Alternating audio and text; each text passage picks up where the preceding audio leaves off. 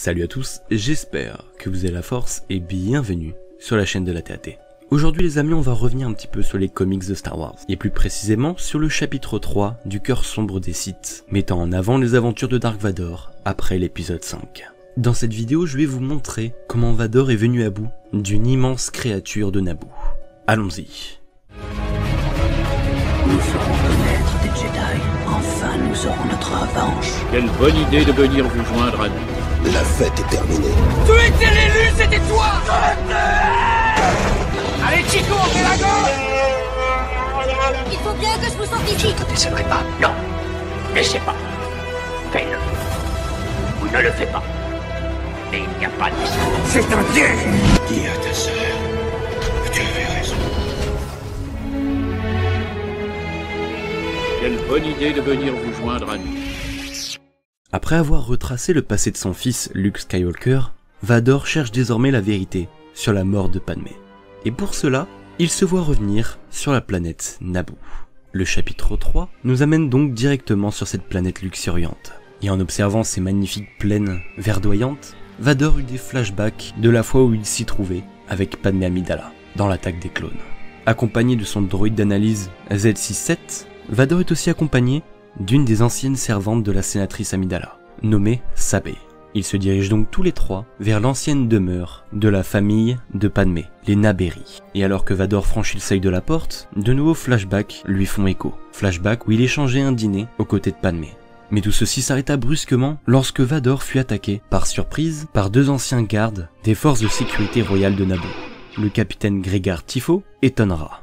Finalement, les deux gardes s'avèrent être coopératifs et accepte d'aider Dark Vador dans sa quête. Ainsi, Vador suit alors les deux nouveaux compères et prend la direction des sous-sols de la demeure. Ici, ils prendront donc un sous-marin qui n'est pas sans nous rappeler ceux de l'épisode 1 où Qui-Gon, Jar Jar et Obi-Wan s'y étaient aventurés.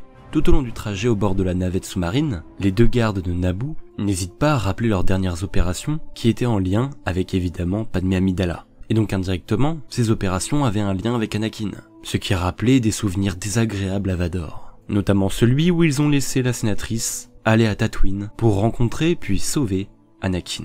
Et alors que Vador était submergé de nouveau par des anciens souvenirs, une imposante créature aquatique les attaque, endommageant grièvement la navette. Tous s'échappent alors du véhicule pour rejoindre une ancienne base aquatique. Vador, quant à lui, parvient à faire diversion en manipulant l'une des créatures afin qu'elle attaque un de ses semblables. Sans le savoir, Vador avait été pris au piège. En arrivant en ces lieux, il y découvre une ancienne fresque où l'on peut y voir Boss Nass, accompagné de quelques Gungans, dont Jar Jar, la sénatrice et évidemment Anakin, qui venait tout juste de commencer sa formation de Jedi, célébrer l'alliance après l'invasion de Naboo par la Fédération du Commerce. Sabé en profita d'ailleurs pour rappeler à Vador que le jeune garçon qui se trouvait sur la gauche était Anakin Skywalker, un maître Jedi très puissant qui avait malheureusement disparu. Et tous pleuraient alors sa perte. Et oui, ça d'ailleurs c'est un fait très intéressant, mais durant cette période il faut savoir que pour le monde entier, Anakin Skywalker avait péri à la fin de la guerre des clones. Vador, qui n'en pouvait plus, demanda alors qu'on lui donne tout de suite les enregistrements qu'il était venu chercher. Tonra s'exécuta et les lui donna sans broncher. Cependant, les images qui apparaissent, on y découvre non pas Padmé, mais les servantes de Padmé, dont Sabé, Tonra et le capitaine Gregar Tifo, qui se tiennent les uns à côté des autres, jurant solennellement qu'ils vengeront la mort de Padmé et d'Anakin Skywalker.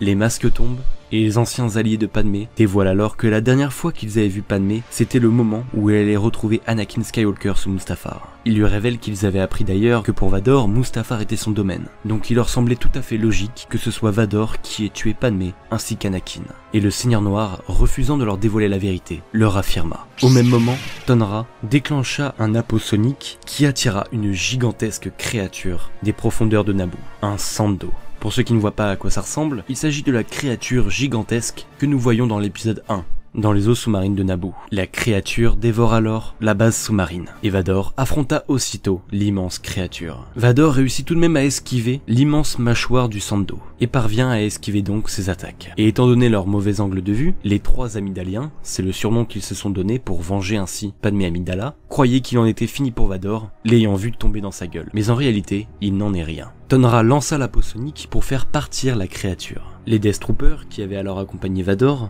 arrivent à avoir un visuel de l'immense Sando. et se mettent à l'attaquer. Cependant, la créature, en espace de quelques secondes, réussit à endommager la navette qui se cracha au sol. Et alors qu'elle était sur le point de faire qu'une seule bouchée des Death Troopers, Vador fait son arrivée. Et à une vitesse fulgurante, il endommage à plusieurs endroits le corps de la créature, à une vitesse si vive que le Sando n'eut à peine le temps de comprendre ce qui lui arrivait. Et le Seigneur Noir finit son travail en lui donnant un coup très puissant au niveau de la tête.